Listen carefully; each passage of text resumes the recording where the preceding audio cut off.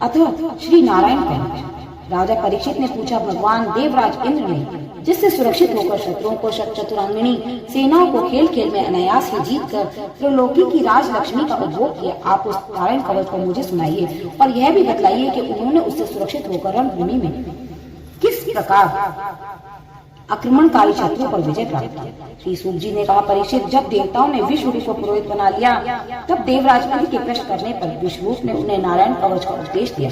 तुम एकाग्रचित्त से उसका श्रवण करो। विश्वरूप ने कहा, देवराज इंद्र भय का अवसर उपस्थित होने पर श्री नारायण धारण करके अपने शरीर की रक्षा कर लेनी चाहिए।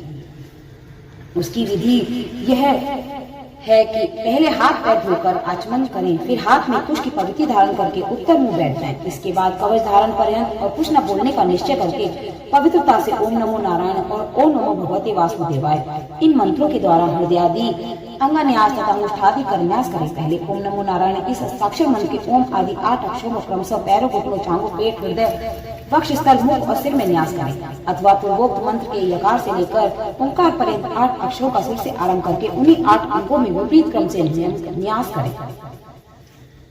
तदनंतर ओम नमो भगवते वासुदेवाय इस द्वादश मनुष्य के ओम आदि 12 अक्षरों का दाईं तर्जनी से बाईं तर्जनी तक दोनों हाथ की 8 उंगलियों और दोनों अंगूठों की दोनों गांठों में न्यास करें। फिर ओम विष्णवे नमः इस मंत्र के पहले अक्षर ओम का हृदय में, वी का ब्रह्मरंध्र में, श का भौं के बीच में, ण का चोटी में, वे का दोनों नेत्रों में और ना का शरीर की सब गांठों में न्यास करें। तदनंतर ओम अस्त्राय फट कहकर दीपन करें। इस प्रकार न्यास करने से इस विधि को जानने वाला पुरुष मंत्र स्वरूप हो जाता है।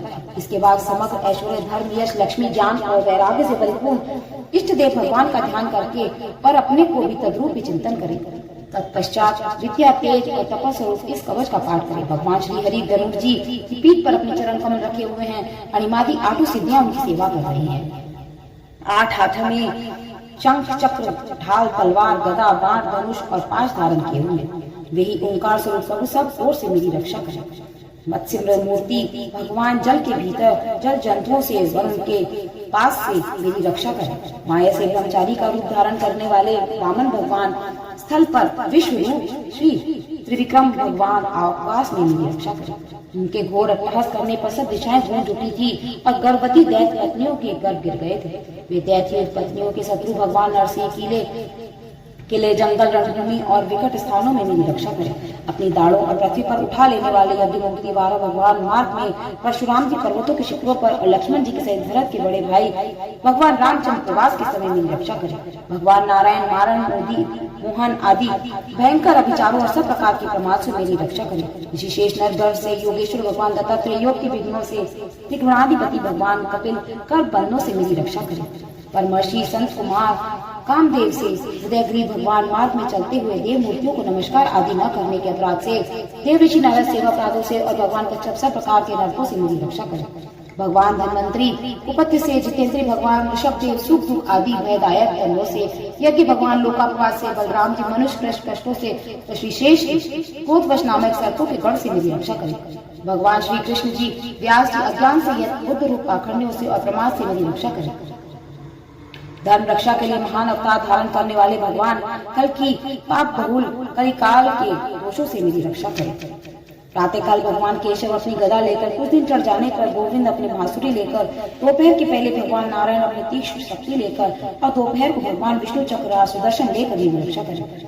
तीसरे पहर में भगवान मधुसूदन अपना प्रचंड धनुष लेकर मेरी रक्षा करें। सायकाल में ब्रह्मा आदि, त्रिमूर्ति आदि, माधव, सूर्यास्त के बाद ऋषिकेश, अर्धरात्रि के पूर्व तथा अर्धरात्रि के समय अकेले भगवान पद्मनाभ से मेरी रक्षा करें। रात्रि के पिछले पैर में श्री वत्स रामचंद्र, श्री हरि, उषा काल में खड़गधारी भगवान जनार्दन, सूर्योदय से पूर्व श्री दामोदर और संपूर्ण संध्याओं में कालमूर्ति भगवान विश्वेश्वर मेरी रक्षा करें।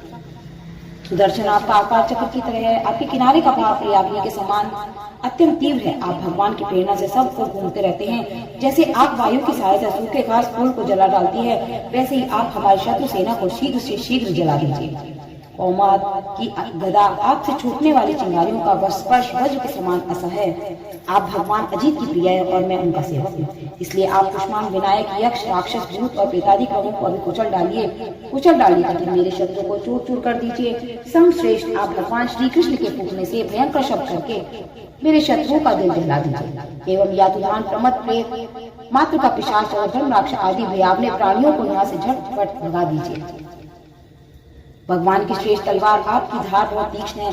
आप भगवान की प्रेरणा से मेरे शत्रुओं को छिन्न भिन्न कर दीजिए। भगवान की प्यारी ढाल, आप में सैकड़ों चंद्रकार मंडल है। आप दृष्टि पापात्मा शत्रुओं की आंखें बंद कर दीजिए और उन्हें सदा के लिए अंधा बना दीजिए। सूर्य आदि ग्रह, धूमकेतु आदि केतु, दुष्ट मनुष्य, सर्पादि, रेंगने वाले जंतु, दाड़ों वाले इन सब पशु, भूत प्रेत आदि तथा पापी प्राणियों से हमें जो जो भय हो और जो जो हमारे मंगल के विरोधी हो, वे सभी भगवान के नाम रूप आयुधों का कीर्तन करने से तत्काल नष्ट हो जाए। बृहद रथंतर आदि सामवेदीय स्त्रोतों से जिनकी स्तुति की जाती है, वे वेद मूर्ति भगवान गरुण और विश्वक्सेन जी अपने नमोच्चारण के प्रभाव से हमें सब प्रकार की विपत्तियों से बचाए। श्री हरि के नाम रूप वाहन आयुधों और श्रेष्ठ पार्षद हमारी बुद्धि, इंद्रिय, मन और प्राणों के सब प्रकार की आपत्तियों से बचाए। जितना भी कार्य अथवा कारण रूप जगत है, वह वास्तव में भगवान ही है। इस सत्य के प्रभाव से हमारे सारे उपद्रव नष्ट हो जाएं। जो लोग ब्रह्म और आत्मा की एकता का अनुभव कर चुके हैं, उनकी दृष्टि में भगवान का स्वरूप समस्त विकल्प निधन से रहित है। फिर भी वे अपनी माया शक्ति के द्वारा भूषण, आयुधों और रूप नामक शक्ति को धारण करते हैं। यह बात निश्चित रूप से सत्य है और इस कारण सर्वज्ञ, सर्वव्यापक भगवान श्री हरि सदा स्वरूप सर्वत्र सब स्वरूपों से हमारी रक्षा करें। जो अपने भयंकर अट्टहास से सब लोगों के भय को भगा देते हैं और अपने तेज से सबका तेज ग्रस्त कर लेते हैं, वे भगवान नरसिंह दिशा विदिशा में नीचे ऊपर बाहर भीतर सब और हमारी रक्षा करें। देवराजेंद्र, मैंने तुम्हें ये नारायण कवच सुना दिया है। इस कवच से तुम अपने को सुरक्षित करो, बस फिर तुम अनायास ही सब दैत्य युद्ध पतियों की जीत लोगे। इस नारायण कवच को धारण करने वाला पुरुष जिसको भी अपने नेत्रों से देख लेता है अथवा पैरों से छू लेता है, वह तत्काल समस्त भयों से मुक्त हो जाता है। जो इस वैष्णवी विद्या को धारण कर लेता है, उसे राजा, डाकू, प्रेत, पिशाच आदि बाघ आदि इन सब जीवों से कभी किसी प्रकार का भय नहीं होता। देवराज, प्राचीन काल की बात है, एक कौशिक गोत्री ब्राह्मण ने इस विद्या को धारण करके योगा धारणा से अपना शरीर मरुभूमि में त्याग दिया। जहाँ उस ब्राह्मण का शरीर पड़ा था, उसके ऊपर से एक दिन गंधर्व राज अपनी स्त्रियों के साथ विमान पर बैठ कर निकले। वहाँ आते ही वे नीचे की ओर से किए विमान से आकाश से पृथ्वी पर गिर पड़े। इस घटना से उनके आश्चर्य की सीमा न रही। जब उन्हें वालखिंड मुनियों ने बताया कि यह नारायण कवच धारण करने का प्रभाव है, तब उन्होंने उस ब्राह्मण देवता की हड्डियों को ले जाकर पूर्व वाहिनी सरस्वती नदी में प्रवाहित कर दिया और फिर स्नान करके वे अपने लोक को गए।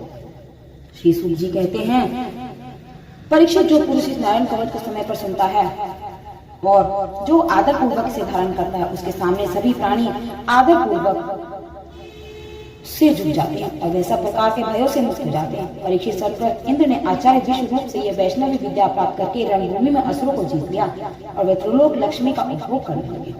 श्री नारायण कवच की महत्ता एवं व्यापकता। जिनके चरण कमलों की नखों की धोवन श्री गंगा जी त्रिलोकी के पाप समूह को ध्वंस करने वाली है, जिनका नामामृत समूह पान करने वाला को संसार सागर से पार करने वाला है तथा जिनके पाद पद्मों की रज से पाषाण भी निशाप से मुक्त हो जाता है, वे दीन रक्षक भगवान नारायण ही मेरे एकमात्र गति है। वे नारायण के परायण हैं, देवता भी नारायण ही अंगों में कल्पित हुए हैं और समस्त यज्ञ भी नारायण की प्रसन्नता के लिए ही है। और जिनसे जिन लोगों की प्राप्ति होती है और उनसे जिन लोगों की प्राप्ति होती है, वे भी नारायण में ही कल्पित है। सब प्रकार के योग भी नारायण की प्राप्ति के ही हेतु हैं। सारी तपस्याएं नारायण की ओर ही ले जाने वाली है। ज्ञान के द्वारा भी नारायण ही जाने जाते हैं। समस्त शास्त्र और साधनों को पर्यावरण बसान भगवान नारायण में। ओम नमो भगवते वासुदेवाय।